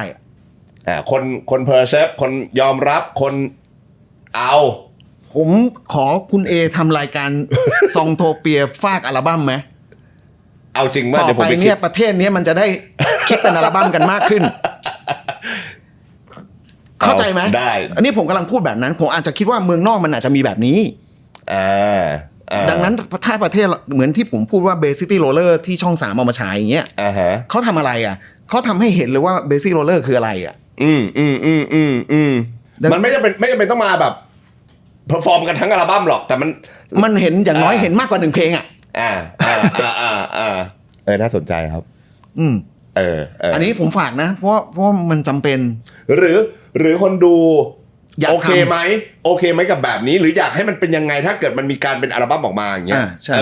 คอมเมนต์มาบอกกันใช่เผื่อได้โซลูชันดีๆนะใช่เพราะแต่ถามว่าเราก็แต่ small room เดินแล้ว small room เขาเดินแล้วเราทำแบบนี้แน่ๆแต่ว่ายังดูอยู่ว่าเราจะปล่อยแบบไหนยังไงซึ่งเราจะทำให้มันกระชับขึ้นกว่าเดิมไม่ได้ปล่อยอย่างปีก่อนปล่อยทัตทูมาเพลงนึงผ่านไป3 เดือน4 เดือน5 เดือนปล่อยเพลงที่2อะไรอย่างเงี้ยไม่ใช่เว้ยไม่ใช่เรื่องเหงาไปหน่อยใจเรานะปล่อยเดือนนึงมันยังห่างไปเลยแสดงว่าที่พี่รุ่งกำลังเล่าเมื่อกี้มีใครบ้างนะครับชัดชูเราอาจจะพูดไม่หมดนะคือตอนนี้หลายวงเป็นแบบนั้นแล้วแล้วเสร็จแล้วด้วยเหรอก็อีกข้อหนึ่งที่เราบอกวงไปคือไม่ต้องมาส่งกูนะถ้ามึงได้แค่เพลงเดียวให้คิดว่าเป็นอัลบั้มสมมุติ10เพลงต้องเสร็จ 60% แล้วค่อยเอามากูขอ6เพลงถ้าจะเป็น EP 6เพลงต้องเสร็จ4เพลงอะไรอย่างนั้นคือมันก็เลยทำให้ผมได้ฟังเกินกึ่งนึงครับซึ่งตอนเนี้ยมันอย่างเมื่อกี้แทททูมาแล้วเกินกึ่งนึงแล้วสนุกเลยผมบอกเลยผมว่ามันต้องมีอะไรแบบพี่ลุงนี่แหละครับขอบคุณมากที่แบบทำให้แบบผมว่ามันต้องมีคนแบบพี่แหละอยู่ในวงการเพลงแต่มีกฎแห่งกรรมนะมีกฎแห่งกรรมนะเดี๋ยวมันจะย้อนกลับมาอย่างเงี้ยเหรอแล้วก็อันนี้คือเราอีกเรื่องนึงที่เราอยากขอบคุณครับเราไม่ค่อยได้ขอบคุณเราเมื่อกี้ไหนๆเราก็พูดภาพรวมของเราตั้งแต่เริ่มมาจนถึงทำค่ายจนถึงสปอยงานใหม่เราไม่เคยขอบคุณที่ไหนเราขอขอบคุณวงในอดีตปัจจุบันและอนาคตทุกวงแล้วก็พนักงานในอดีตปัจจุบันและอนาคตที่จะมาร่วมงานกับพี่ทุกคนไม่เคยขอบคุณคนเหล่านี้เลยทุกคนทำให้เป็น small room วันนี้ขอบคุณมากแล้วไม่อยากขอโทษไหมครับ ผมจะไม่ให้มันจบแบบผมไม่ให้มันจบสวย ขอโทษเนี่ยพูดตรงคือเราเมื่อกี้เราพูดเรื่อง aggressive จริงๆคนที่ร่วมงานกับเรามันไม่ใช่แค่วงหรอกเราพูดตรงเราทำคอนเสิร์ต1ครั้งเรามีซัพพลายเออร์มาเราซัดซัพพลายเออร์เละเทะหูตูบเลยนะที่พูดตรงแบบหรือว่าเราทำไลฟ์เซสชั่น1อันแล้วมีการบันทึกเหมือนทีมงานน้องๆอย่างนี้แหละพี่ด่าลั่นสตูถึงตี 4 คือเราถามว่าท้ายที่สุดปิดงานมาอย่าใช้คำนี้เลยยังมีอายุจนถึงตอนนี้ไม่มีใครรอบฆ่าก็บุญแล้วคือเราขอโทษจริงๆที่เราทำเรื่องโหดร้ายกับใครก็ตามในด้านวิธีคิดหรือความรู้สึกหรือทัศนคติหรืออะไรก็แล้วแต่เราขอโทษจริงๆครับผมชอบพี่ลุงมากๆเลยขอบคุณมากๆที่ให้โอกาสผมได้คุยขอบคุณมากๆที่ให้คำแนะนำแล้วก็เล่าอะไรสนุกเยอะมากๆเลยครับแล้วก็ได้รู้แบบมันไม่หมดหรอกแต่อย่างน้อยผมก็ได้รู้อินไซต์บางอย่างของ small room นะผมถามคำถามที่มันดูอาจจะแบบคำถามโง่ๆของผมก็ได้ปิดท้ายสักคำถามได้ไหมครับสำหรับพี่ลุงเนี่ยเดินมากับ small room ตั้งแต่วันที่มันเริ่มจนมาถึงวันนี้25 ปีแล้วกำลังจะเดินทางต่ออะไรอย่างเงี้ย small room สำหรับ คนฟังสำหรับตลาดหรือคนทั่วๆไปเขาก็จะมีนิยามของเขาแหละSmall Room แม่งคือค่ายเพลงเล็กๆเว้ย Small Room แม่งค่ายอินดี้ Small Room แม่งคือค่ายเท่ๆอะไรเงี้ยผมอยากรู้จากคนที่ให้กำเนิดมันสำหรับพี่แล้วอะจนมาถึงทุกวันนี้ Small Room คืออะไรวะพี่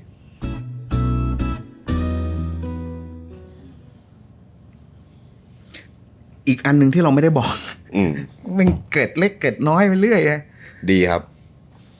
อีกค่ายหนึ่งที่เราเป็น reference ยุคแรกที่เราเริ่มต้นค่ายชื่อ Zara Record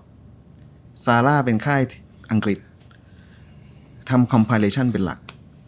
ก็จะเป็น Zara 0 Zara 1 Zara 2จนครบ Zara 100แล้วปิดค่ายเลยมีอย่างนั้นตอนแรกเราเลยทำ Small Room 001ตั้งใจว่า Zara คือ reference เราคิดว่าเฮ้ยถึง100เราก็ปิดเหมือนกันเว้ยครับแต่ว่ามันดันมี4เต่าเธอมาไง4เต่าเธอเราขึ้นด้วย101พูดง่ายๆคือ compilation เราหมดที่100และ101คือเป็นวงเรารันคนละแบบใช้โค้ดคนละแบบใช่เราใช้คนละแบบซึ่งตอนแรกมันคิดแบบนี้แล้วก็คิดว่าเราSmall Roomเป็นค่ายหนึ่งค่ายที่เราคิดอยากให้มีค่ายแบบนี้ในเมืองไทยโดยที่เราก็เห็นอินพุตต่างๆจากต่างประเทศถูกไหมเราก็พูดตรงๆว่าเราไม่มีถูกมีผิดเราก็แค่ทำโดยที่เราได้รับอินพุตมาอย่างนี้จริงๆถามว่าท้ายที่สุดคนจะตีความเราเป็นยังไงเราเริ่มมาจากอะไรที่มันง่ายมากคือทำเพื่อหาเงินเพิ่มเพื่อให้ที่บ้านมีเงินค่ายเพลงคือแบบนี้แหละคือเป็นอาชีพเสริมที่ดันมาเป็นอาชีพหลักแล้วก็เราไม่ได้พูดถึงแนวเพลงหรืออะไรเลยนะเราพูดแค่ว่าค่ายนี้คือค่ายเราใช้คำว่าเราเป็นคนธรรมดามาตลอดกับอีกเรื่องหนึ่งเราเคยพูดเสมอว่าเราเชื่อว่าเด็กอัสสัมชัญหรือเด็กลาดกระบังที่โตมาพร้อมเราน่าจะเก็ตเราแหละน่าจะมาแทนเราได้ด้วยซ้ำคือคำว่าค่าย Small Room สำหรับเราคือมันไม่ใช่ค่ายประหลาดไม่ใช่ค่ายอินดี้ไม่ใช่ค่ายเท่ค่ายปกติเลยเราเชื่ออย่างนั้นเราเป็นคนธรรมดาหนึ่งคนที่เรางงว่าทำไมมันไม่มีแบบนี้เยอะเท่านั้นเองคิดนี่คือ Small Room สำหรับเราคิดอย่างนั้นโอเคสนุกมากเหนื่อยชิบเป่งเลยเฮ้ยเอาจริงๆวันนี้สนุกมากนะผมสนุกมากแล้วก็เป็นพอดแคสต์ที่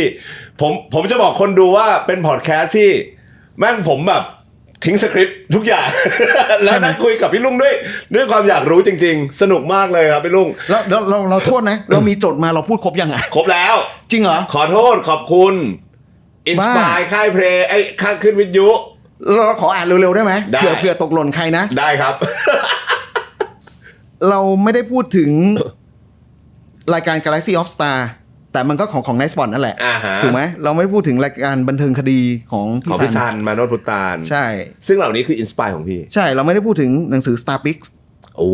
หนังสือ Star Pix มีเล่มหนึ่งลงประวัติการทำงานในห้องอัดของ The Beatles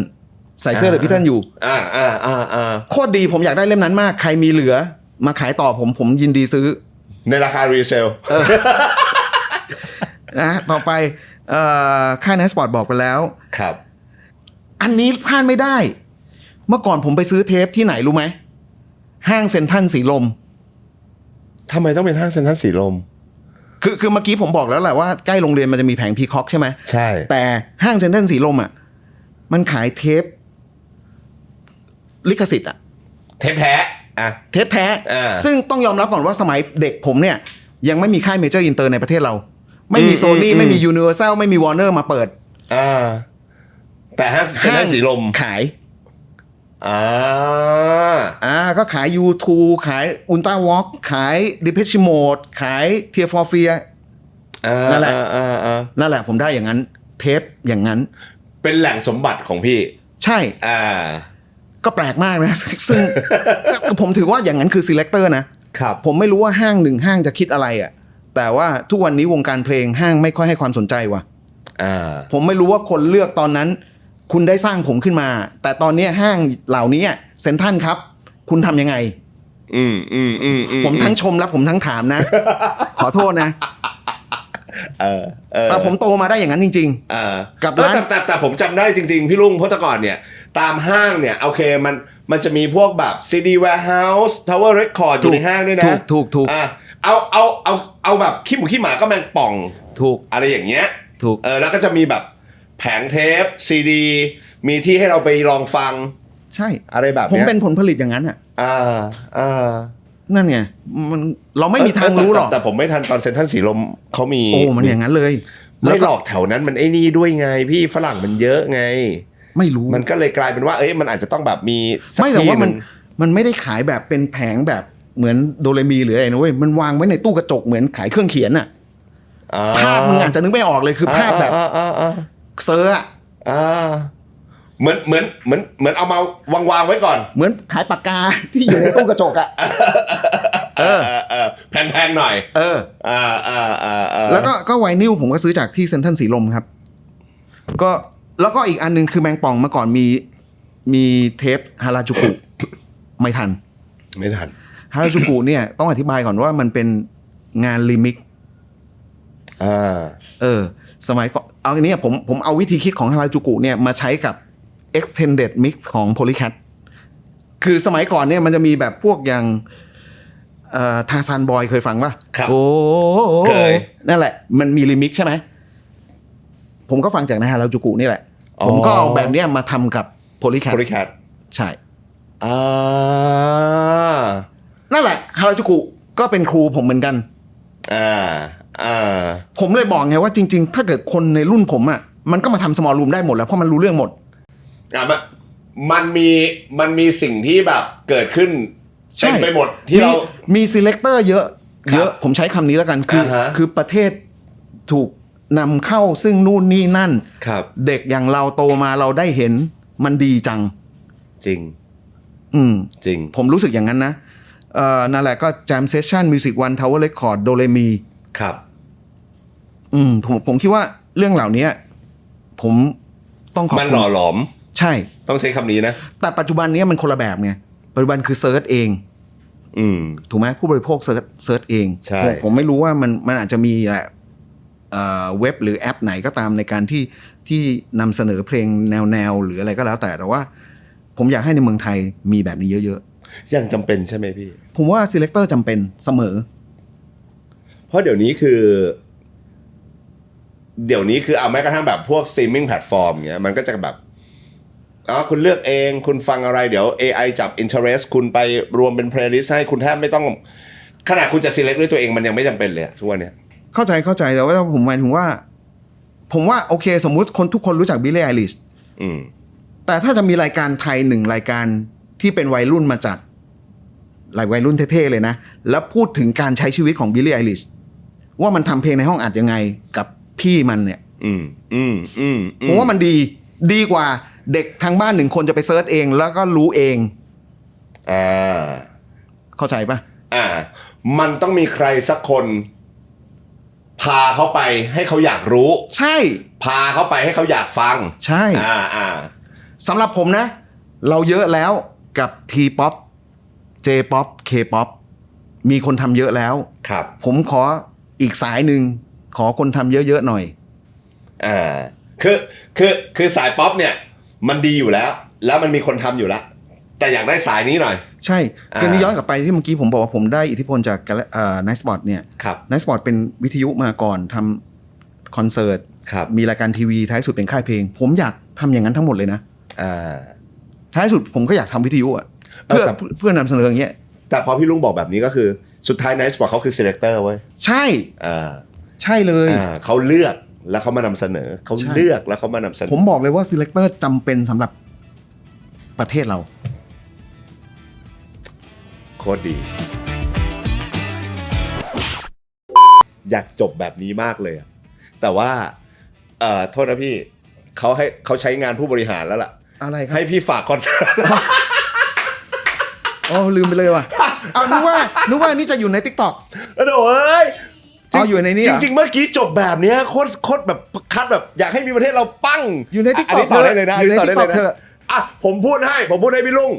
คือเขาฝากกันมาแต่ว่าจริงๆไม่ต้องฝากผมว่าก็บัตรเดินอยู่แล้วล่ะครับเป็นคอนเสิร์ต ไม่ใช่มันฟรีหมด อ๋ออันนี้เป็นฟรีคอนเสิร์ตเหรอ ใช่ อ๋อแล้วป่ะ ใช่ คอนเสิร์ตอัลบั้ม Tattoo ครับนะครับฟีนิกซ์นี่คือชื่ออัลบั้มเหรอพี่ลุง ไม่ใช่ครับชื่อตึกครับ อ๋อชื่อเติ เอามาผมเล่าให้เองคืออันนี้คือติ่งละ อ่ะมันคือยังไงพี่ลุง อันนี้คือติ่งก็คือจริง ๆ แล้วทัตทูคัลเลอร์อัลบั้มใหม่เรากำลังจะปล่อยเพลงแรก ครับ พอเพลงแรกปุ๊บถามว่าเอ้ยเราก็คิดว่าเราไม่อยากให้มันแห้งอ่ะเราก็ปล่อยมาแล้วเราควรจะมีอีเวนต์นิดนึงแต่อีเวนต์คือทำยังไงก็คือหลักๆคือแค่คนเล่นแผ่นเสียงใน TikTok ผมเพิ่งสมัคร TikTok ไม่นาน ครับ แล้วผมก็เริ่มรู้ระบบมัน อ่าฮะ ผมก็เลยอยากให้คนเล่นแผ่นเสียง TikTok เพลงนี้เพลงใหม่ของ Tattoo Color ครับ แค่เล่นก็ได้มาดูคอนเสิร์ตที่ตึกฟินิกซ์ อ๋อ แค่นี้เลยครับ โอเค แล้วก็อันที่สองคือ เดี๋ยวเอาทีละอันก่อน วันที่ 27 มิถุนายนนะวันงาน ใช่ครับ วันงาน 27 มิถุนายนที่ตึกฟีนิกซ์ ใช่ครับ นะครับวิธีการผมรีแคปอีกนิดนึงก็คือ ใช้แผ่นเสียง ใช้เข้าไปใน TikTok แล้วก็เล่นแผ่นเสียง เพลงของ Tattoo เพลงใหม่ของ Tattoo ใช่ แค่นั้น แค่นั้นเลย แล้วก็กรอก Google Form ว่าเล่นแล้วค่ะ ฮะ ส่งเรียบร้อยก็คือเดี๋ยวเราจะมี SMS แจ้งไปว่ามาเจอกันครับ รับได้กี่คน รับไม่ได้ อยากให้รับไปจนกว่าจะรับไม่ได้ ใช่ ฮะ คือโอเคมันจุได้ประมาณ 2,000 คน ครับผมอยากเปิดรอบ 2 ผมพูดอย่างนี้เลย โอเค แต่ว่าอันนี้พูดตรงนะยังไม่ได้คุยกับฝ่ายการเงินนะ คือฟรีคอนเสิร์ตบ้าอะไรจะเพิ่มรอบ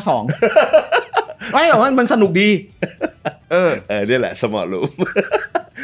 อีกอันหนึ่งครับเหมือนกันป่ะครับ อีกอันนึงคืออันนี้เป็นอัลบั้มของ Image ครับมันมีเมอร์ชันไดส์ออกมาคือเป็นแพ็คระหว่างกล้องกับโฟโต้บุ๊ก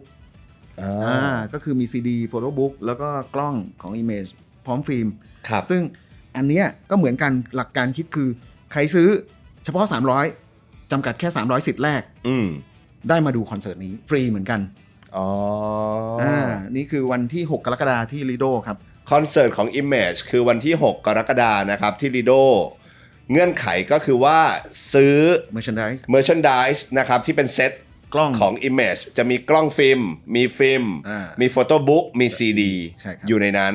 300เท่านั้น300คนเท่านั้นใช่ครับที่ซื้อก่อน ใช่ ก็ได้ไปดู ใช่ แล้วนอกจากนั้นรับไหมไม่ให้ไปคือคนซื้อได้เข้าไปดูแล้วก็แค่นั้นเลยใช่